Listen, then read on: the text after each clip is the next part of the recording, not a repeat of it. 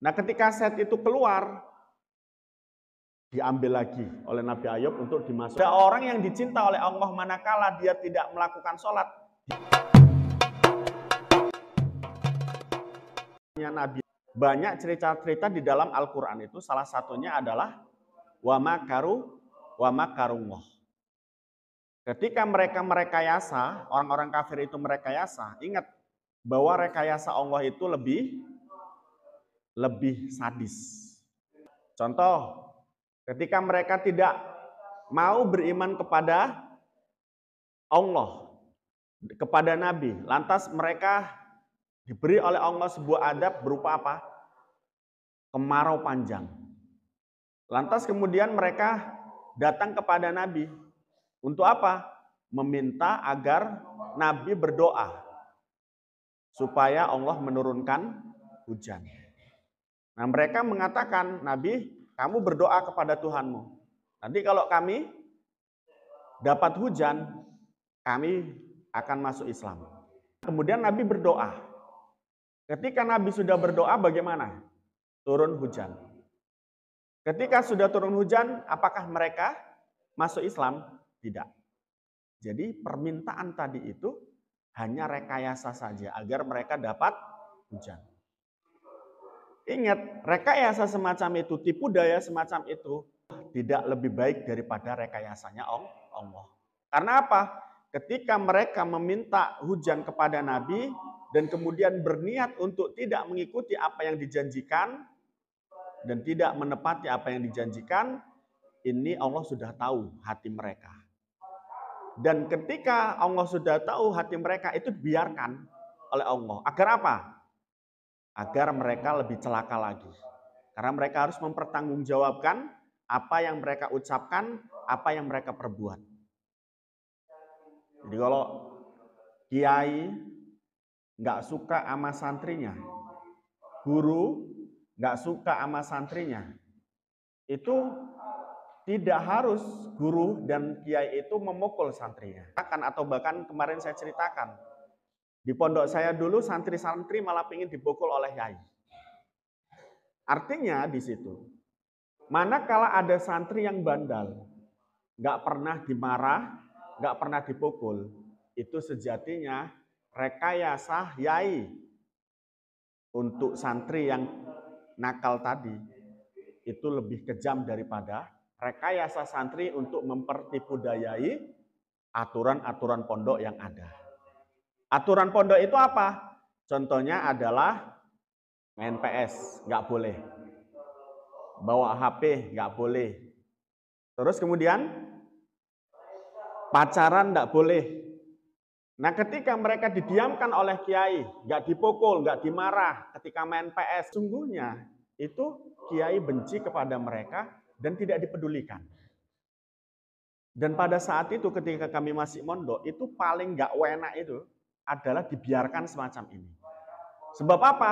Kami terus-terus melakukan satu yang tidak pantas dilakukan di pondok pesantren karena melanggar peraturan. Dan kami akan terlena terhadap itu. Kami tidak akan pernah sadar. Dan Allah pun melakukan itu. Lihatan kemarin, sebuah hadis yang mengatakan di dalam Wasyatul Mustafa, salah satu kebencian Allah kepada seorang hamba adalah ketika Allah membenci seorang hamba, mereka akan diberi harta yang dihasilkan dari sesuatu yang haram. Itu adalah rekayasa Allah.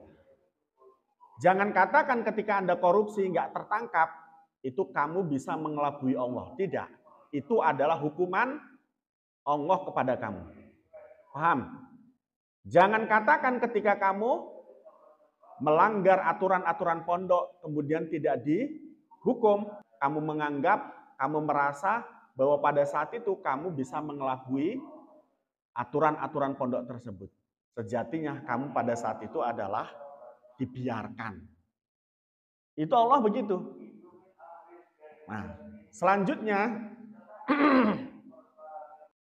manakala kita adalah seorang hamba tadi, kok kita nggak sholat, kok kita nggak zakat, kok kita nggak puasa dan pada saat itu tidak ada hukuman bagi kita di dunia, betul nggak? Ada orang tidak melakukan kewajiban-kewajiban yang diwajibkan oleh Allah dan merasa dirinya tidak diadab oleh Allah. Sejatinya Allah sedang merekayasa. Merekayasa untuk apa? Allah sedang membenci kamu dan Allah membiarkan kamu. Tapi ada orang yang dicinta oleh Allah manakala dia tidak melakukan sholat, dia sedih. Inilah orang-orang yang dicinta oleh Allah. Jadi ketika meninggalkan sholat, justru dia sedih. Apa ciri-ciri orang dicintai oleh Allah? Ayo dipetani. Jadi jangan merasa nyaman manakala kamu melakukan maksiat, terus kemudian merasa tidak dihukum, merasa tidak diadab. Karena apa? Orang-orang kafir terdahulu semacam itu. Jadi mereka ketika tidak mendapatkan adab dari Allah sebab mereka tidak beriman atau mereka ketika mengolok-olok Nabi, mencelah Nabi, mereka tidak diadab itu dikira mereka akan selamat dari siksaan. Tidak. Ya. Itu karena memang Allah merekayasa. Itu begitu. Dan itu begitu sadis. Begitu sadis. Kenapa dikatakan sadis? Lihatan para nabi.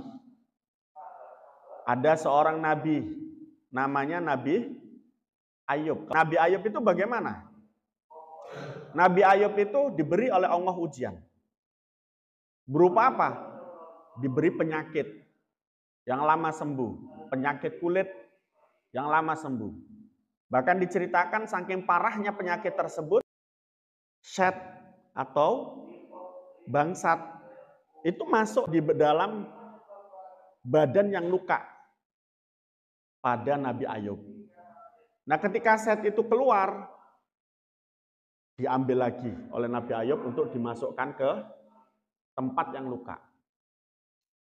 Nah, itu bentuk daripada ujian Allah kepada seorang hamba yang soleh dan terus menerus. Ini seorang nabi. Sehingga ada orang sakit kok terus menerus itu belum tentu dibenci oleh Allah. Itu disayang oleh Allah karena diberi ujian. Jadi Allah itu tidak akan mengangkat derajat seseorang manakala orang tersebut tidak dapat ujian. Ya, maka kebanyakan daripada orang-orang besar semuanya mendapat ujian. Orang yang alim mendapat ujian. Apa ujiannya? Mereka akan dicelah oleh murid-muridnya yang jahat. Mereka dicelah, digoblok-goblokan, dibodoh-bodohkan oleh ulama lain atau kiai lain. Yang ulama ini ulama su. Mereka dicelah oleh masyarakat mereka. Ini ulama atau orang besar pasti akan semacam ini. Hal yang sama adalah pada saat Nabi Muhammad berdakwah. Beliau ini adalah orang pintar Nabi Muhammad. Tapi dibodoh-bodohkan. Nabi Nuh digila-gilakan. Betul nggak? Nabi Nuh membuat apa? Perahu. Membuat perahu di tengah-tengah daratan. Perahunya besar. Logika berpikirnya, menurut mereka yang bodoh, Nabi Nuh sedang gila. Karena membuat perahu di tengah-tengah daratan. Bagaimana perahu kok dibuat di tengah-tengah daratan? Sementara perahu itu adalah tempatnya di perairan harusnya. Mereka tidak tahu apa yang akan terjadi. Itu perintah Allah dan Nabi Nuh tidak akan berpikir panjang kalau itu adalah perintah Allah. Dibuat apa yang kemudian diperintah oleh Allah berupa apa? Perahu. Kemudian setelah perahu jadi bagaimana? Diberi oleh Allah banjir bah yang begitu besarnya. Sampai-sampai gunung yang tinggi itu kemudian juga terkena banjir tersebut. Ini coba. Jadi sehingga perahu tadi itu walaupun di tengah-tengah daratan dia tetap bisa berlayar. Karena apa? Airnya besar. Sampai setinggi gunung itu atau bukit. Nah itulah.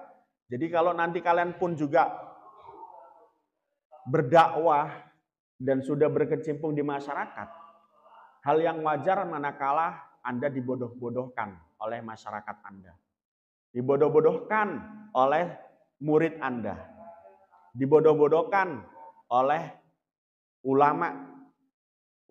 Sebagian ulama yang tadi saya sebutkan adalah merupakan ulama su. Dibodoh-bodohkan, disesat-sesatkan bahkan. Nah itu nanti begitu, itu ujian. Ujian.